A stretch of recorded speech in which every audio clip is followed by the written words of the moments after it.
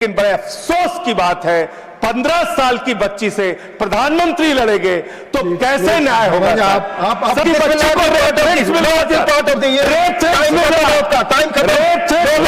पंद्रह साल की बच्ची को कैसे करेंगे? धन्यवाद मान्यवर। जिस तरह से देश में अपराधों की संख्या बढ़ रही है, हत्या, लूट, बलात्कार, जमीनों पे कब्जा करने की घटनाएं बढ़ रही हैं, उसी प्रकार से जजों की भी संख्या बढ़नी चाहिए और कोर्ट्स की भी संख्या बढ़नी चाहिए, कोर्ट रूम की हालत भी सुधरनी चाहिए। उस दिशा में ये एक अच्छी पहल है सरकार की ओर से। लेकिन मान्यवर, मैं आपके माध्यम से इस सरकार से पूछना चाहता हूं कि देश के जिला न्यायालयों में 5 करोड़ केसेस पेंडिंग पड़े हुए हैं। 5 करोड़ केसेस पेंडिंग पड़े हुए हैं। देश के हाई कोर्ट्स के अंदर 60 से 65 लाख केसेस पेंडिंग पड़े हुए हैं। सुप्रीम कोर्ट के अंदर 96,000 केसेस पेंडिंग पड़े हुए हैं। क्या उसके हिसाब से आपके पास जजेज की संख्या पर्याप्त है? क्या उसके हिसाब से आपके पास कोर्ट्स की संख्या पर्याप्त है?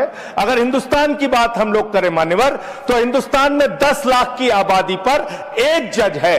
विधि आयोग की रिपोर्ट के हिसाब से, और बार बार आपसे अनुरोध किया गया है कि 10 लाख की आबादी पर कम से कम 50 जजों की नियुक्ति आप कीजिए। निश्चित रूप से आप 33 की संख्या बढ़ाकर 37 सुप्रीम कोर्ट में कर रहे हैं, अच्छी बात है, लेकिन इसके साथ साथ आपको कोर्ट्स की भी संख्या देश में बढ़ानी पड़ेगी। और जो आज आबादी के मुताबिक जजों की संख्या है, हर स्तर पे उसको भी आपको बढ़ाना पड़ेगा। मान्यवर, मैं आपके माध्यम से यह सरकार से पूछना चाहता हूं, कांसीराम जी का नारा था, जिसकी जितनी संख्या भारी उसकी उतनी भागीदारी।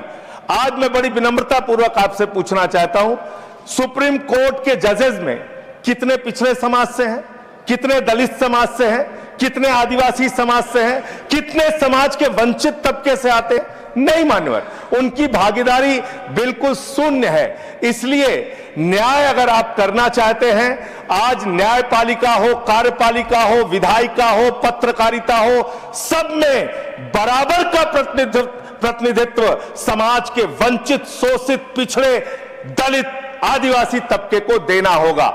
इसके साथ साथ मैं अनुरोध यह भी सरकार से करना चाहता हूं, न्याय की स्थापना तब होती है जब ऊपर से लेकर नीचे तक न्याय करता हुआ दिखे।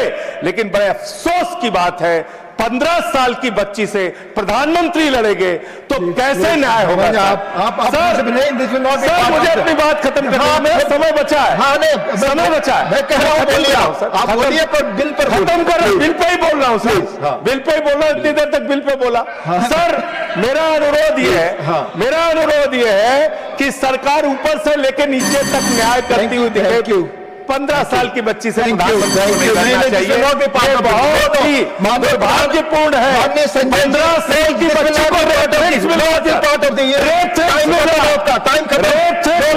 15 साल की बच्ची को कैसे करेंगे? धन्यवाद।